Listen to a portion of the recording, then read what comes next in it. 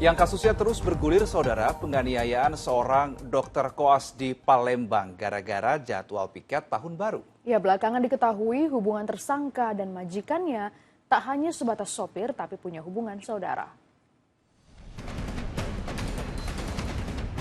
Majikan dari tersangka kasus penganiayaan dokter koas di Palembang diperiksa polisi.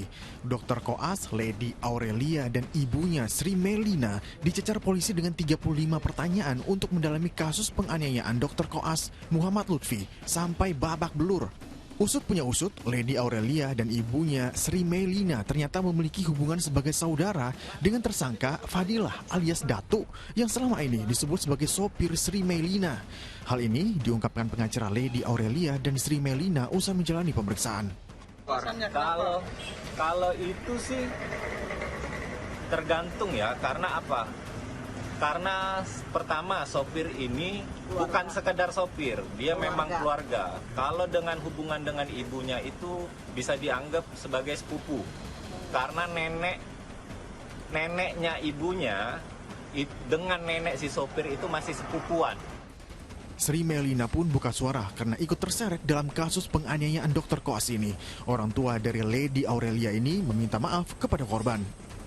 Orang tua dari saya atas nama pribadi dan keluarga memohon maaf yang sebesar-besarnya kepada Ananda Lutfi beserta orang tua atas kejadian pemukulan yang dilakukan supir saya atas nama Fadila, dan saya juga mohon maaf yang sebesar-besarnya kepada kedua orang tua Lutfi atas kejadian ini. Pihak Lady dan sang ibu telah beberapa kali berusaha berkomunikasi untuk menempuh jalan damai.